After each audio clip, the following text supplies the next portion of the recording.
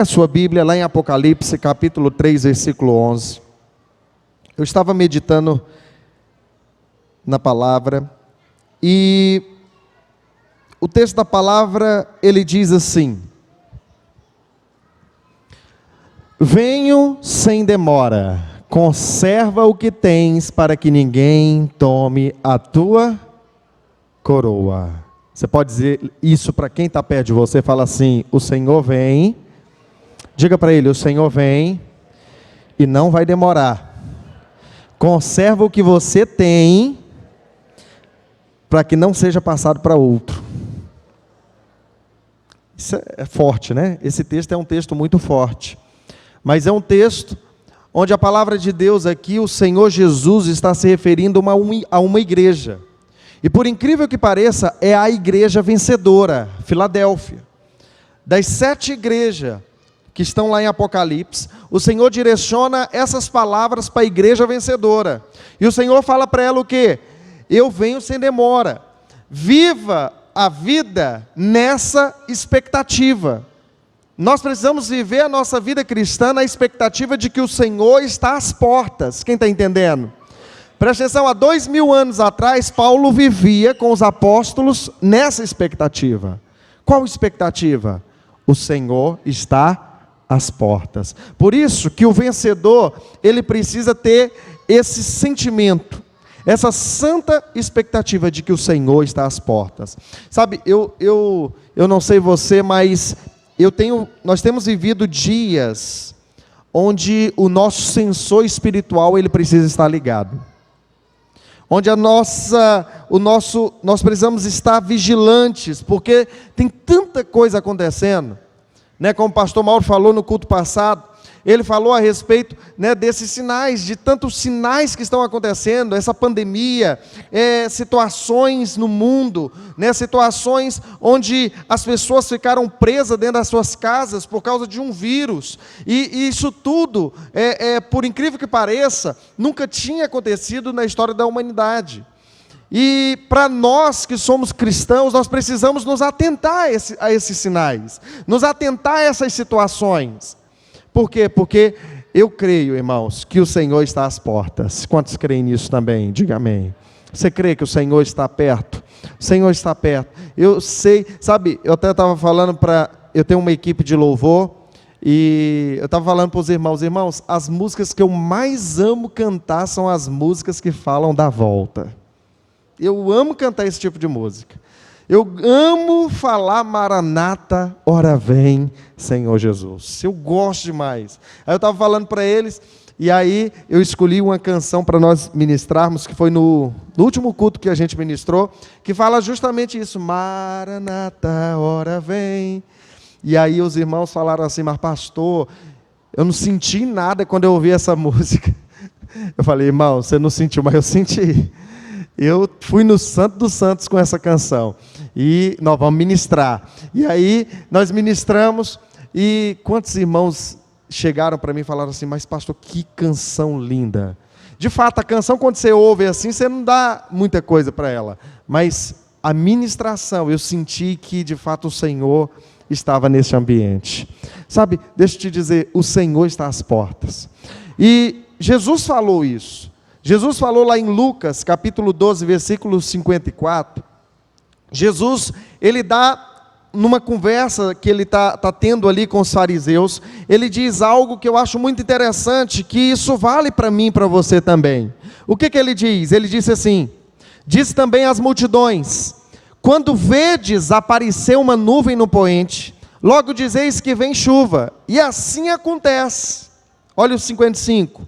E quando vedes soprar o vento do sul, dizeis: haverá calor. E assim acontece. Hipócritas. E agora ele está falando para os fariseus. Ele falou primeiro para a multidão, e aí ele virou e falou agora para os fariseus. Hipócritas. Sabeis interpretar o aspecto da terra e do céu, e entretanto não sabeis discernir esta época. Preste atenção, nós precisamos saber discernir as épocas, nós precisamos saber discernir os tempos. Existe tempo para todas as coisas, a palavra diz em Eclesiastes. E eu vou te falar, nós estamos vivendo tempos onde a igreja precisa estar preparada para a volta do Senhor.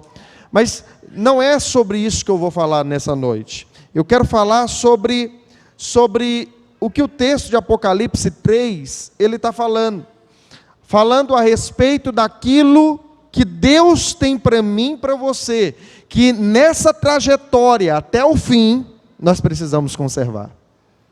Existem coisas na minha vida e na sua vida que nós precisamos conservar até o fim, até a volta. Então, uma vez um irmão chegou para mim e falou assim para mim: pastor, o que é meu, ninguém pode tomar. Talvez até você já ouviu isso, às vezes, ou já pensou, já falou isso. E aí esse irmão falou: o que é meu, ninguém pode tomar. Eu falei: engano seu. Porque o que a palavra está falando aqui é o quê?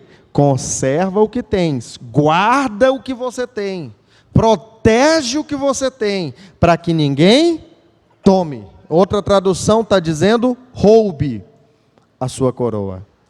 Então tem coisas que são para nós e que podem ser roubadas, pode ser dado para outro. Você vai ver, por exemplo, que Deus levanta Saul como o primeiro rei de Israel.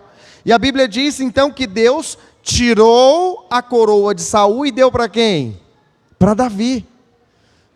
Você vai ver que Esaú era o filho primogênito, e ele, na verdade, ao invés de ser conhecido como o povo de Deus, ser conhecido como o povo de Israel, seria conhecido como o povo de Esaú. E o que aconteceu? A primogenitura foi transferida para Jacó. Então, presta atenção, tem coisas que nós precisamos guardar, precisamos conservar. Quando nós olhamos esse texto, nós percebemos que, às vezes, existem coisas na nossa vida que às vezes nós perdemos porque não guardamos, não conservamos. Quantas pessoas muitas vezes perderam lugares, posições que Deus gostaria de colocá-lo, que Deus gostaria de usá-lo. Quantas pessoas perdem até mesmo ministérios, pessoas que perdem oportunidades, outros perdem famílias, outros perdem os filhos, porque não conseguiu conservar.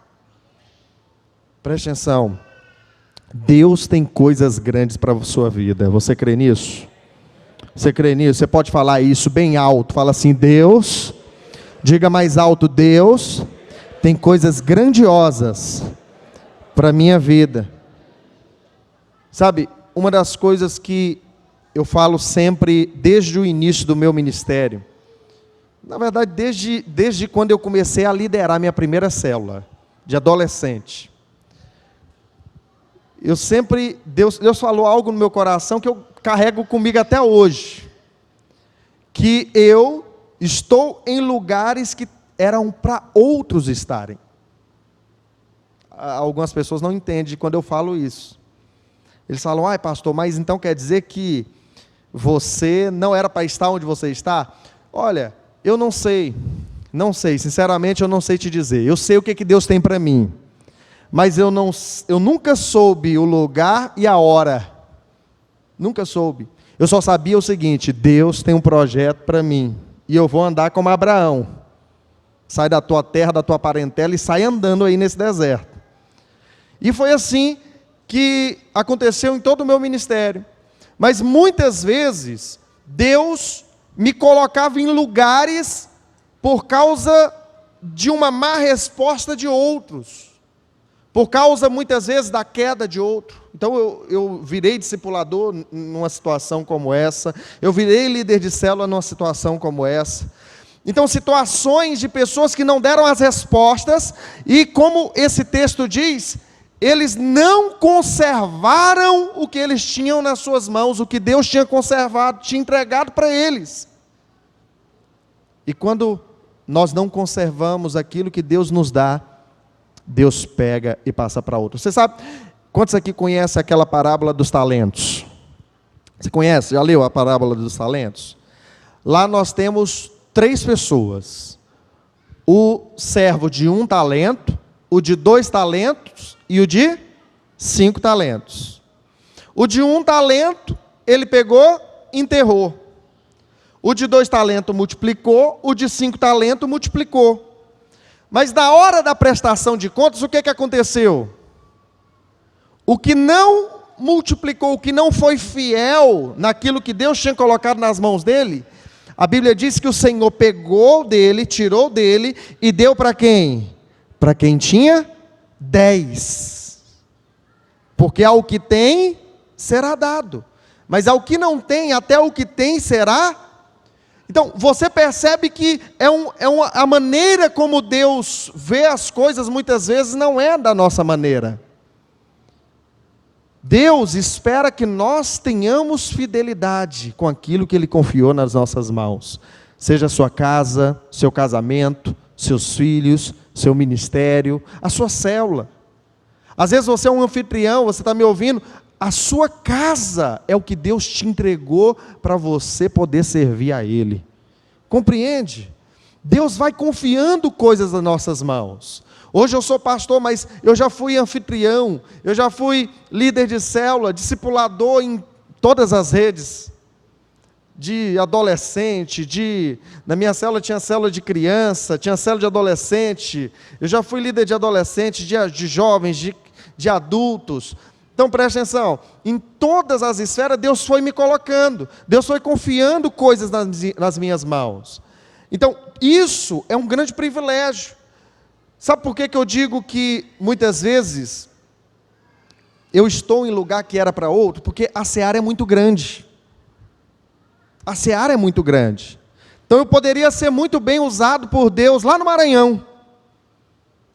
Deus podia ter um projeto para mim lá no Maranhão. Lá no Luzimangues, que foi aonde praticamente nós iniciamos a igreja. Estava muito bem lá. Glória a Deus por isso. Mas Deus me colocou aqui. E eu vou te dizer, eu me sinto privilegiado porque o Senhor me trouxe para cá. Por quê? Porque sempre quando o Senhor quer mover as águas, o Senhor quer fazer algo diferente, o Senhor levanta pessoas. E eu sinto de Deus aqui para te falar nessa noite, enquanto eu estava preparando essa palavra, Deus falou ao meu coração que essa palavra é para muitos de nós aqui, para que nós possamos de fato compreender que aquilo que nós temos nas nossas mãos não foi algo conquistado por esforço próprio, foi o próprio Deus que entregou para nós. O Senhor entregou para você. Sabe, eu quero ministrar essa palavra para você nessa noite, para que você e eu sejamos guardados de perder aquilo que Deus confiou nas nossas mãos. Quantos querem ser guardados aqui? Diga amém. Eu quero usar como exemplo o texto lá de Gênesis 49, versículo 1, onde conta a história de uma reunião que estava acontecendo. Uma reunião muito especial. Eu não sei se você gosta de reunião, mas eu gosto muito de reunião. Eu amo reunião, amo reunir. O pastor Mauro fala que tem reunião, as nossas reuniões aqui são demoradas, começa às 18 horas e vai até a 0 horas. Então, é a noite, né, esse período da noitinha aí, toda de reunião. E eu amo reunir. E aqui nesse texto está acontecendo uma reunião. E olha o que acontece nessa reunião. Depois chamou Jacó a seus filhos e diz: ajuntai-vos, e eu vos farei saber o que vos há de acontecer nos dias vindouros. Olha só, é uma reunião de definição de vida. Já pensou uma reunião dessa? Vamos reunir para a gente definir a vida de todo mundo aqui. Era essa reunião que estava acontecendo aqui. Olha o versículo 2. Ajuntai-vos e ouvi, filhos de Jacó, ouvi a Israel, vosso pai. Então ele começa a reunião. Rúben, tu és o meu primogênito, minha força e as primícias do meu vigor, o mais excelente em altivez e o mais excelente em poder. Então, Presta atenção. Ele começa então uma reunião, e você vai ver ele falando de todos os filhos de Jacó, eles são mencionados aqui, nesse contexto. E ele começa a falar a respeito de cada um. Mas o que mais choca é o primeiro, o primogênito. Por quê? Porque o primogênito, ele tem as características mais excelentes. Talvez ele era o mais habilidoso, era o que tinha mais força, mais poder, mais autoridade. Talvez era aquela pessoa que você bate o olho e fala o quê? Esse daí tem tudo para vencer na vida. Esse daí tem tudo para estar nos lugares de destaque. Era Rúben. Mas olha o que Jacó fala a respeito dele. Versículo 4. Impetuoso como a água, não serás o mais excelente, porque subiste ao leito de teu pai e o profanaste, subiste à minha cama. Sabe, essa reunião, eu fiquei imaginando como que era essa reunião. O primeiro a ser falado da vida dele, ele já é destituído de toda a sua herança. Toda a sua herança, da sua posição de primogênito. Quando Jacó está falando a respeito de Rúben, ele está falando o seguinte: a partir de agora, você não vai ser o mais excelente. A partir de agora, toda a herança que era para vir sobre você, não irá mais sobre você. Imagina agora a outra turma que ia ainda participar da reunião, né? Ia ser falar de cada um. Todo mundo deve ter ficado preocupadíssimo, né? Vixe, se com o Rúben foi assim, imagina comigo. Se com o Rúben foi destituído, imagina o que vai acontecer comigo agora. Então, Rúben, ele foi destituído. Então, o que é mais interessante, se você for olhar na palavra de Deus, você vai ver que 4 bênçãos, elas estavam destinadas ao primogênito. Eu falei quantas bênçãos? Diga, 4 bênçãos. 4 bênçãos eram do primogênito, era direito dele. A primeira delas, talvez você, se eu te perguntar aqui, deixa eu fazer uma enquete. Qual que era a tribo sacerdotal? Alguém sabe dizer? Tribo de Levi.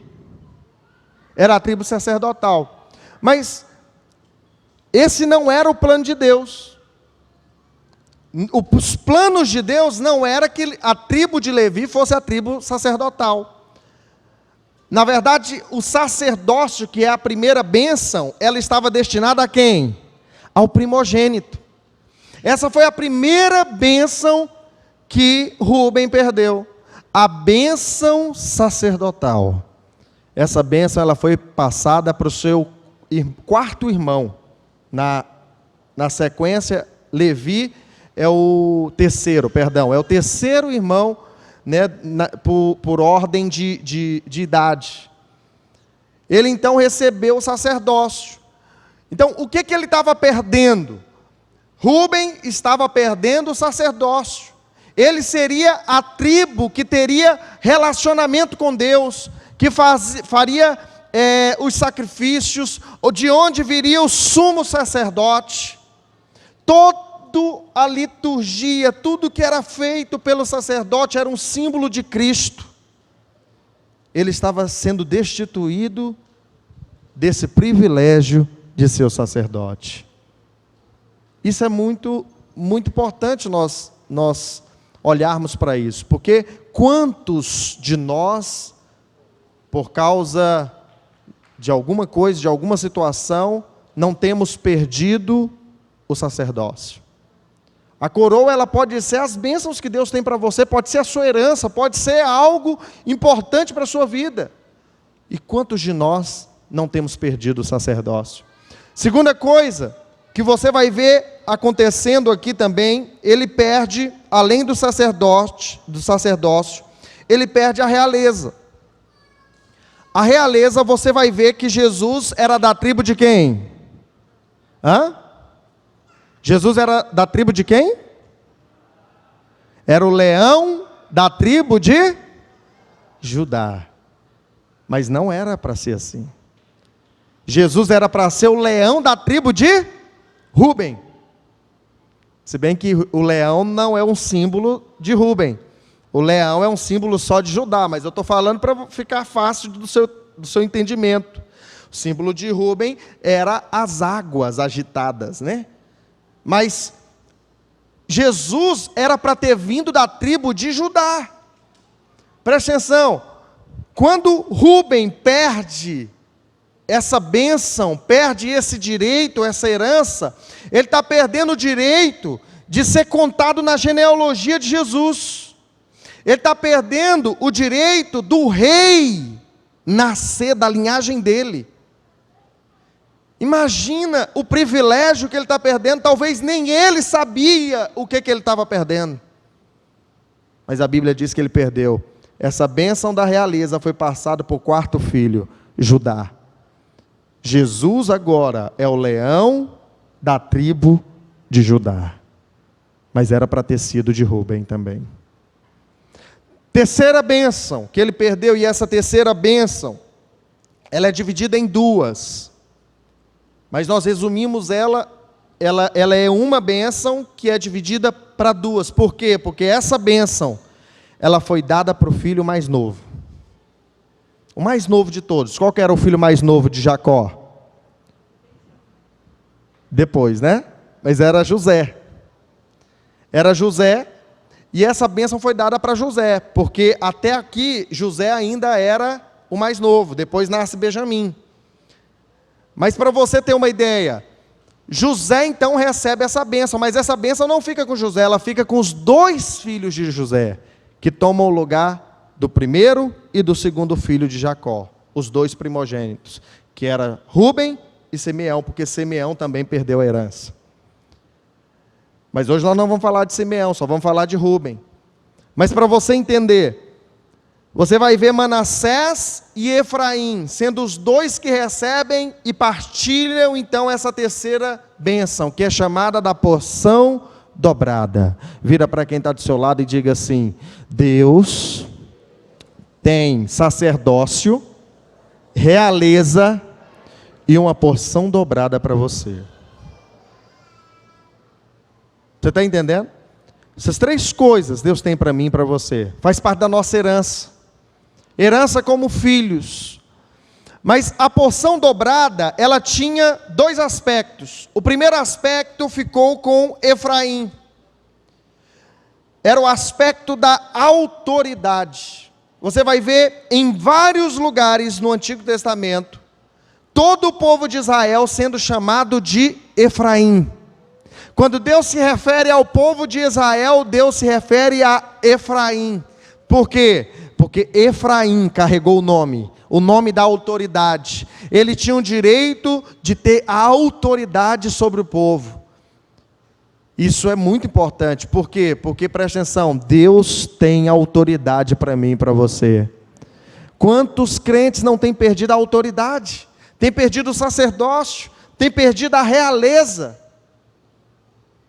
Mas Deus tem tudo isso para mim e para você. Mas se você olhar, tem um mapa, eu até pedi para colocar o mapa aí, eu não sei se vai conseguir colocar, mas se você for olhar a segunda bênção, dentro dessa, a quarta bênção, né, são divididas em duas, uma é a autoridade, e a segunda, se você olhar, você vai ver que tem uma tribo que ela tem mais terra que todas as outras. Qual que é a tribo?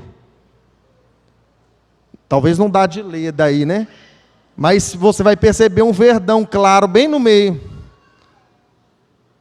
que ele tem o dobro de terra de todos os irmãos.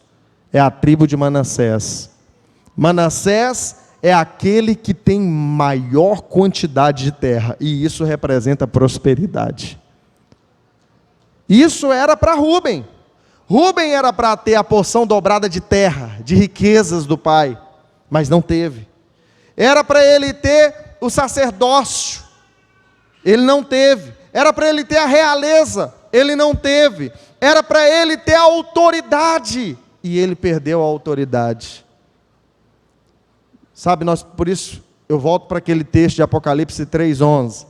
Conserva o que tens, para que ninguém tome a tua coroa. Você pode repetir isso comigo? Fala assim: conserva o que tens, para que ninguém tome a minha coroa. Então, todas essas bênçãos, irmãos, que eu acabei de citar, elas estavam destinadas a Rúben. Pastor, mas o que fez Rúben perder essas bênçãos? O que fez Rúben perder essa herança?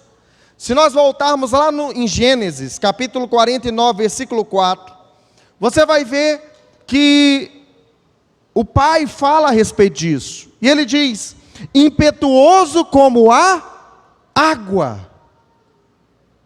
Impetuoso como a água. Presta atenção, essa palavra impetuoso no original significa inconstante, instável, algo que oscila, ora está bem, ora está mal, ora quer, ora não quer, inconstância. A grande característica de Rúben é que ele era alguém inconstante. Você pode dizer isso comigo? Fala assim, fala para o irmão que está do seu lado: não seja alguém inconstante. Não seja alguém inconstante. Essa foi a grande característica. Ele era alguém que andava de maneira inconstante.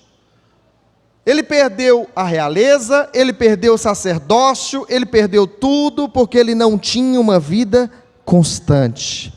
Hoje eu quero declarar sobre a sua vida que até o último dia de vida seu vai ser constante no Senhor. Alguém constante, inabalável, alguém que serve o Senhor constantemente.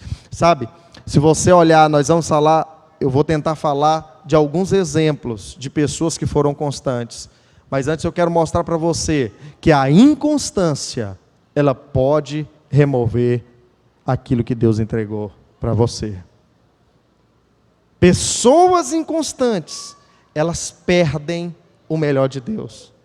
Pastor, como que o senhor pode falar um negócio desse? É simples, essa semana eu estava, terça-feira eu tive oração, inclusive talvez você até recebeu minha mensagem. Quem recebeu minha mensagem aí de oração? Glória a Deus. Se você não está recebendo minhas mensagens, me aceite, por favor. Mas preste atenção. Eu estava orando aqui pela manhã, na terça-feira, e aí eu peguei a Bíblia, estava meditando na palavra, e aí Deus me deu esse texto de Jó, capítulo 5, versículo 19, e como eu fui marcado nesse texto, e Deus falou comigo claramente, eu falei o seguinte: isso daqui eu tenho que falar isso daqui na palavra, porque tem a ver com isso. Mas olha o que o texto diz: de 6 angústias te livrará, e na 7ª o mal te não tocará. Olha o versículo 20: na fome te livrará da morte, na guerra do poder da espada. Pula lá para o 27 para mim. Olha o que o 27 diz: eis que isto já o havemos inquirido, e assim é. Ouve-o e medita nisso para o teu bem. Presta atenção. Pastor, entendi nada do que o senhor leu aí. Muito simples. Se você deixa projetado para mim o versículo 19, o que o texto está dizendo, ele está dizendo o seguinte: que de 6 angústias o Senhor vai te libertar, Ele vai te livrar, mas na 7ª o que vai acontecer? O mal nem vai te tocar mais. Talvez você ainda não entendeu, presta atenção. Deus tem algo maior para você do que apenas te libertar. Você está entendendo? Tem gente que está contente com libertação, com livramentos, mas só tem livramento quem está passando por apuros. Só quem está passando por situação muito difícil é que ele precisa de livramento. O Senhor está falando o quê? Em 6 eu vou te libertar, mas eu quero que você chegue num lugar que é o 7º lugar. Nesse lugar eu vou colocar uma redoma à sua volta, vou te guardar, vou te proteger, e o mal não vai mais nem te tocar. Você entendeu? Isso é poderoso. O que isso nos fala? Primeiro você tem que entender, é o número 7, fala de um tempo completo. Isso significa o quê? Que quando uma situação difícil vier sobre você, o Senhor vai te libertar. Ele vai te livrar daquela situação. E você precisa perseverar e falar: eu creio que assim como o Senhor curou a dor de cabeça, o Senhor vai curar disso aqui também. Aí você vai para a segunda, você vai para a terceira, e você continua crendo, continua constante na sua fé. Mas vai chegar um momento que aquele mal não pode mais tocar em você. Vai chegar um momento que o mal não pode mais interferir na sua vida. Às vezes você está com um menino dentro de casa, e o menino está com febre, o menino está passando por uma situação complicada, uma situação, né, de doença, de enfermidade, você não sabe o que fazer, você ora, e Deus traz melhora, e glória a Deus por isso, é a cura do Senhor. E você pensa: pronto, isso não vai mais acontecer, e de repente, acontece de novo. O que você tem que fazer? Perseverar constante na sua fé. O Senhor é comigo, o Senhor vai me livrar novamente, o Senhor vai livrar o meu filho, e você permanece crendo. Presta atenção, continua crendo, porque vai chegar um momento que o Senhor não apenas vai te livrar daquele mal, mas Ele vai te guardar para que o mal não chegue mais na vida do seu filho, nem na sua casa. Isso é constância. Você sabe, tem muita gente que ele não prova do melhor de Deus, você sabe por quê? Porque ele não persevera até a 7ª vez. Ele não persevera até o final. Ele não persevera crendo que Deus pode continuar fazendo, que Deus vai fazer infinitamente mais. Às vezes a situação vem de novo, o que ele já pensa? De novo esse negócio? Eu acho que Deus não vai fazer mais não. Já foi a cota. Esses dias um irmão falou para mim, ele virou e falou assim: pastor, os irmãos ficam pedindo para Deus tanta coisinha pequena, ocupando Deus com coisa pequena. Falou desse jeito para mim. Eu falei: não, irmão, Deus gosta disso. Isso é relacionamento com Deus. Presta atenção, Deus se importa até com os desejos do seu coração, com as coisas mínimas que tem do seu coração. Deus se importa. O que você precisa crer é que Deus está do seu lado. A tentativa do diabo é o quê? Sempre minar a sua fé, para que você pare na segunda tentativa, na terceira, quarta, e você não alcance a plenitude de Deus para a sua vida. É isso que o inimigo quer fazer com você. Mas nós precisamos crer até o fim. Diga: eu vou crer. Diga mais forte: eu vou crer até o final. Sabe, uma das coisas mais belas na vida cristã é você ver o vigor, a fé e a perseverança de um crente que passa ano, entra ano, e ele está lá servindo fielmente o Senhor. Está lá servindo o Senhor fielmente. Ele está lá liderando a célula dele, ele está lá abrindo a casa dele, arrumando as cadeiras, ele está lá cultuando o Senhor, ano após ano, vai passando os dias, e ele é fiel ao Senhor, ele é fiel. Isso é precioso, isso é algo grandioso, sabe? Eu fico olhando para Rubem e vendo a inconstância de Rubem, a dimensão. Ele não tinha dimensão do que ele estava perdendo. Ele não tinha dimensão das bênçãos que estavam na frente dele, que ele ia herdar do pai. A pergunta que eu te faço hoje é: como que você tem vivido a sua vida? Você tem vivido a sua vida inconstante, ou como alguém reto, constante diante do Senhor? Como alguém que vai chegar até o final? Sabe, a palavra de Deus, ela é muito importante nós meditarmos nela. Por quê? Porque a inconstância, ela vem por alguns motivos. Inconstâncias vêm por alguns motivos. No caso de Rubem, se você olhar o texto, você vai ver que veio por um motivo. O que levou Rubem a ser considerado inconstante? O que levou Rubem a ser considerado inconstante? E eu gostaria de ficar só com esse ponto. Se você pegar Gênesis 35, versículo 22, você vai ver o que aconteceu com Rubem. Diz assim: disse Deus a Jacó, e aconteceu que habitando Israel naquela terra, foi quem? foi Rúben e se deitou com Bila, concubina de seu pai, e Israel o soube. Preste atenção. Aqui foi um caso de adultério que aconteceu, foi um pecado. Aconteceu um pecado aqui. Quando Jacó está falando a respeito de Rúben, ele fala: você não será o mais excelente, por quê? Porque você subiste à minha cama e profanaste. Ele está falando desse momento. Só que, pastor, então a inconstância pelo pecado? Não, aqui existe um princípio espiritual que nós achamos numa palavra, no nome dessa mulher.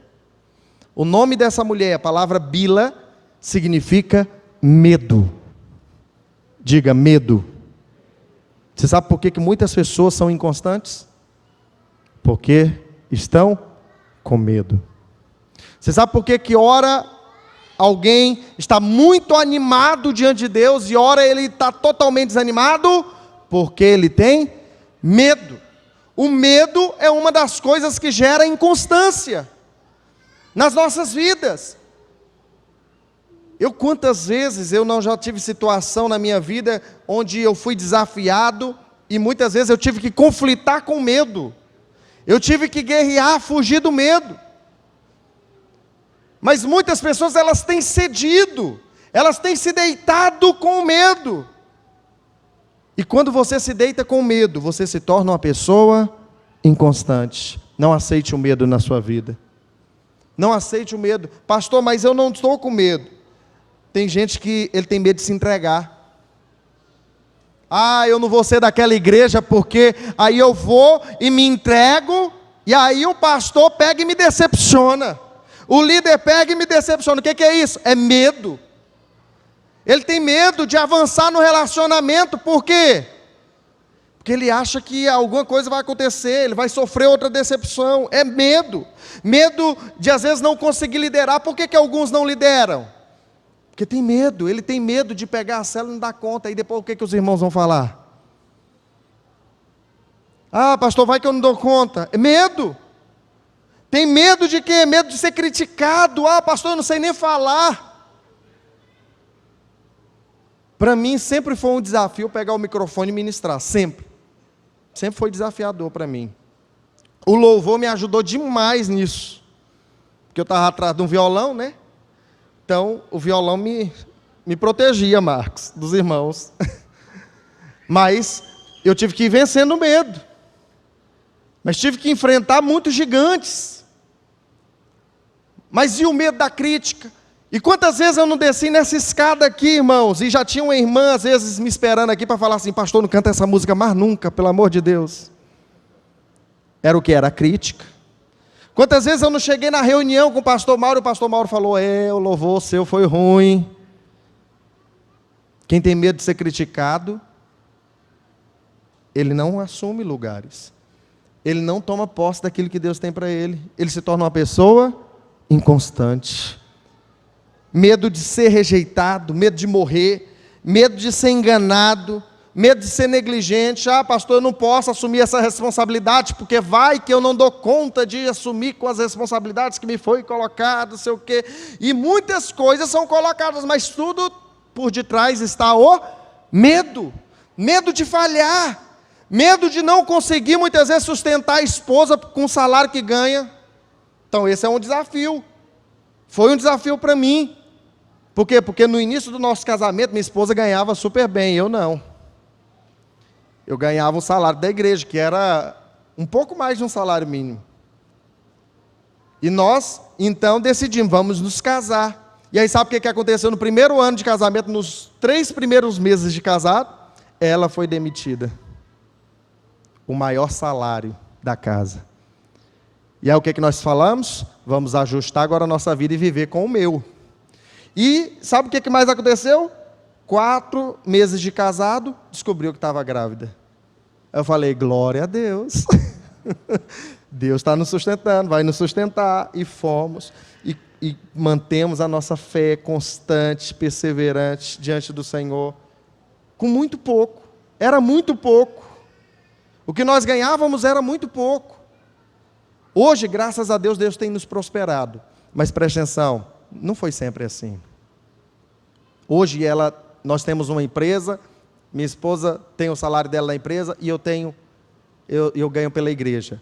Então, nós conseguimos ter uma boa renda, glória a Deus por isso. Mas não foi sempre assim. Mas se eu tivesse parado lá no medo, eu tenho que fazer alguma coisa. Eu acho que só a igreja não vai dar conta de me sustentar. Eu acho que, talvez eu tinha parado lá atrás. E quantos não param? Quantos não param? Às vezes medo de não conseguir sustentar os filhos. Eu conheço pastores que eles desistiram do ministério. Pastores ordenados desistiram do ministério. Porque eles começaram a olhar para o salário e falar, eu preciso ganhar mais. Eu preciso ganhar mais, eu não vou dar conta de dar uma vida digna para meus filhos. E eles pararam. Eles retrocederam. Mas se tivesse perseverado, eles teriam visto o milagre do Senhor. Você está entendendo? Porque nós vivemos de milagre, vivemos de fé. Como que eu prego a fé e eu não tenho fé para mim? Sabe, nós precisamos ministrar fé, precisamos ter fé para nós mesmos. Agora, o medo já levou tantos homens e mulheres de Deus a parar. E pessoas acabaram perdendo coisas que eram tão preciosas em Deus para elas. Era tão preciosa, era algo de Deus para a vida delas, para suas vidas, para suas famílias. Tem pessoas que eu olho e eu falo assim, podia ter sido diferente. Podia estar numa situação totalmente diferente hoje. Mas não, preferiu ficar lá atrás paralisado. Tiago, a palavra de Deus diz, lá em Tiago 1,7 diz assim, olha o que o texto diz. Não suponha esse homem, olha só esse texto, irmãos. Não suponha esse homem que alcançará do Senhor alguma... Quem que é esse que a Bíblia está falando? De quem Tiago está falando? Olha para o versículo 8. Ele responde quem é esse homem. Homem de ânimo dobre, inconstante em todos os seus caminhos. Pessoas inconstantes, elas acabam perdendo o melhor de Deus. Acabam perdendo aquilo que é de mais precioso, a coroa. Acabam perdendo, às vezes, coisas preciosas que Deus tinha para ele. É passado para outro. Outro recebe. Outro acaba tendo. Sabe, eu gosto muito do texto de Josué 14:10. Que ele diz assim. Eis agora, Josué 14:10. Olha o texto. Eis agora, o Senhor me conservou em vida, como prometeu. 45 anos há, desde que o Senhor falou esta palavra a Moisés, andando em Israel, ainda no deserto, e já agora, eu tenho 85 anos, olha o versículo 11, eu estou forte ainda hoje, como no dia em que Moisés me enviou. Qual era a minha força naquele dia, tal ainda agora para o combate, tanto para sair a ele, como para voltar. Esse daqui é um exemplo de um homem que andou constante no Senhor. Josué andou constante diante do Senhor. E o testemunho que ele está dando é o quê? Eu tenho a mesma força, o mesmo vigor, a mesma fé, os mesmos olhos, o mesmo coração que eu tinha no dia que eu comecei. No dia que eu cheguei diante da terra de Canaã, e eu fui um dos dois que olhei e falei, a terra é boa e do jeito que Deus prometeu. 45 anos depois, ele continua dando o mesmo testemunho. Isso é poderoso. Ele continua crendo, continua permanecendo, perseverante no propósito que Deus confiou na vida dele.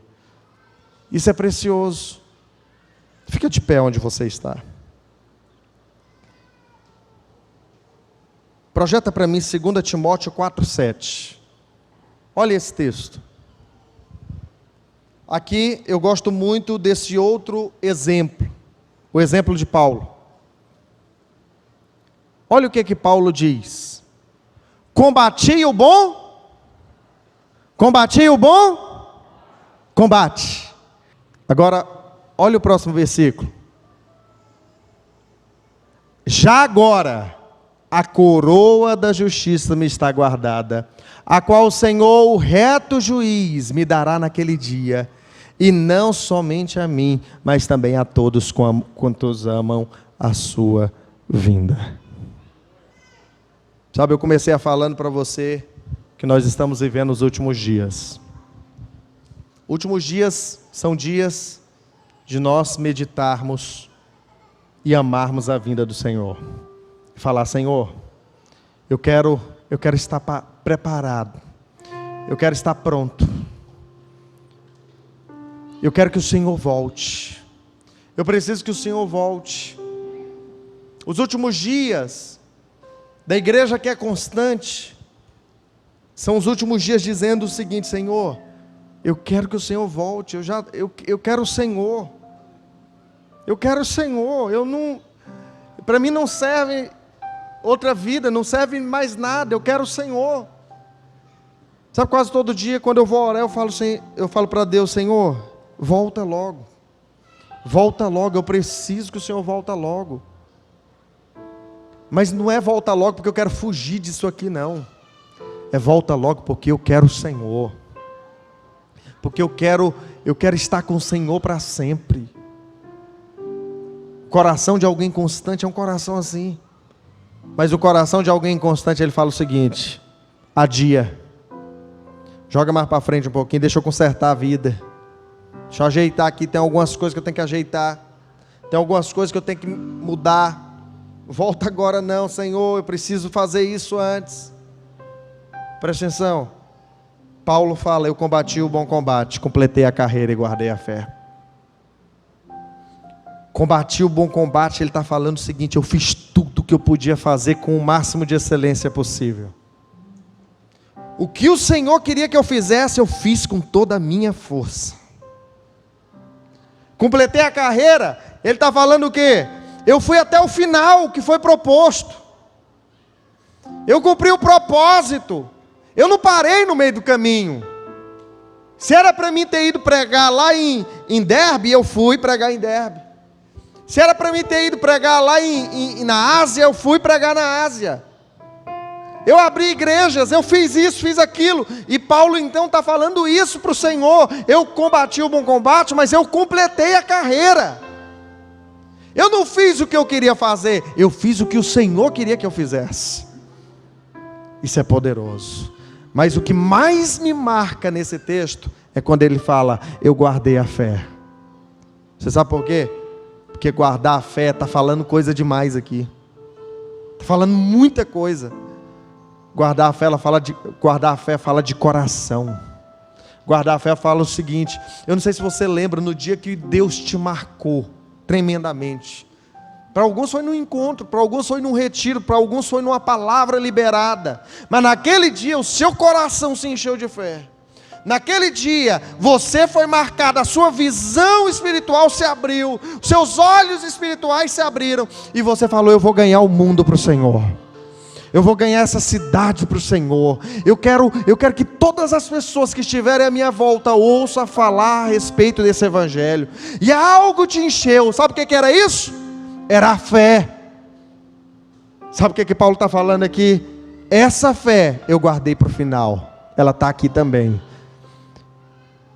Se você ler o texto, Paulo, ele começa o texto dizendo o seguinte: e já estou sendo dado por libação, e o tempo da minha morte foi chegada, vou morrer amanhã, mas eu combati o bom combate, completei a carreira, e a fé que eu tinha no início, eu tenho ela hoje, sabendo que eu vou morrer amanhã. Essa é a fé que nós precisamos ter, é a fé até o final, constantes na fé. Pessoas que são constantes na sua fé é inabalável. Acontece o que acontecer, chega a pandemia, sai pandemia, vem crise financeira, acontece situação de enfermidade na família, às vezes até alguém morre, mas a sua fé precisa se manter e falar: Senhor, eu creio no Senhor, eu creio que o Senhor está no controle de todas as coisas, e por isso, Senhor, eu sou inabalável. Eu estou contigo. É a fé que nós precisamos ter. constantes. Eu não vou retroceder. Eu não vou voltar para trás. Eclesiastes 7:8. A Bíblia diz o seguinte, que melhor é o quê? Olha, Eclesiastes, capítulo 7, versículo 8. Melhor é o fim das coisas do que o seu princípio. Melhor é o paciente do que o arrogante. Se você chegar até o final, na mesma fé, na mesma constância, sem retroceder por causa do medo, sem voltar para trás. Eu poderia falar outros motivos que levam a pessoa a ser inconstante. Talvez o pecado, a queda. Mas eu quero só dizer para você, fuja do medo. Não tenha medo. Se o Senhor te chamou para pegar no microfone e pregar, pega no microfone e prega. Pastor, eu nunca fiz um curso de oratória, eu nunca fiz nem seminário, eu não sei nem a Bíblia. Se Deus chamou, faz. Deus vai te honrar com as suas palavras, do jeito que você é, com a sua personalidade. Deus não se limita a nada. Se Deus te chamou para liderar uma célula, levanta e lidera. Se Deus te chamou para ganhar o seu vizinho, levanta e ganha ele para Jesus. Se Deus te chamou para ser pastor, para ter um ministério, não volte atrás. Sabe, isso é importante, porque melhor é o final do que o início. Restabelecei as mãos decaídas e os joelhos trôpegos, e fazei caminhos retos para os pés, para que não se extravie o que é manco, antes seja curado. Talvez eu estou falando para você nessa noite, e você faz parte do grupo que está com as mãos decaídas. Suas mãos perdeu a função. As mãos nos falam de fazer algo. As mãos nos falam de fazer algo. Tem muitos que estão com as mãos decaídas. Há muito tempo ele não faz nada para Deus. Deus precisa que eu faça algo para Ele? Não. É eu que preciso fazer algo para o Senhor. Eu quero fazer algo para o Senhor. Faz parte de mim. Mas o que a palavra está dizendo é: levanta as suas mãos decaídas, que as suas mãos estejam dispostas para fazer algo para o Senhor. Mas conserta os seus joelhos que estão trôpegos, joelhos que não conseguem mais depender, se dobrar diante do Senhor. Quantos não conseguem mais se dobrar diante do Senhor, se relacionar para saber o que Ele quer? Tem muitos que nem querem saber o que Ele quer, porque vai que Deus me manda lá para a África, lá para o Maranhão. Deus vai mandar. Tem maranhense aqui não, né? Glória a Deus. Estou falando do Maranhão porque minha esposa é maranhense, gente. Aí eu acho que só ela que é maranhense aqui. Mas presta atenção, quantos ele nem quer saber o que Deus tem para ele? Ele não tem mais, não quer ter essa intimidade. Mas tem os pés. Os pés não podem ser extraviados. Seus pés precisam ir. E a palavra de Deus diz que quão formosos são os pés dos que anunciam o Evangelho. Olha, a palavra que eu tenho para você nessa noite é: permaneça constante, fiel ao Senhor até o fim. Até o fim. Eu não sei o que você perdeu no passado. Eu não sei o que ficou para trás. Eu não sei as situações que você sofreu e que talvez algumas coisas ficaram no meio do caminho. Mas eu sei que o Deus que restaura todas as coisas, Ele pode restituir 100 vezes mais. Aquilo que você perdeu, o Senhor pode te dar em dupla honra. O Senhor pode restituir na sua vida aquilo que você não conseguiu segurar lá atrás. E essa é uma noite onde eu sei que o Senhor está restaurando no coração de muita gente aqui coisas que ficaram à beira no caminho. Coisas que você falou: não, Senhor, eu não quero isso, eu deixo isso para depois. Senhor, agora não. Senhor, eu não sei se eu estou pronto. Senhor, eu não sei se eu estou preparado. E talvez por causa do medo você se tornou uma pessoa inconstante. E o Senhor falou: tá bem, filho, pode ficar em paz, eu passo para o outro. e passou para o outro. O Senhor não te condena, o Senhor não te culpa, o Senhor não joga na sua cara, mas eu quero te dizer, o Senhor queria muito ter te usado. O Senhor queria muito que fosse você. Mas o Senhor respeita. O Senhor respeita quando nós falamos não para Ele. O Senhor respeita quando nós falamos, eu deixo para depois, Senhor.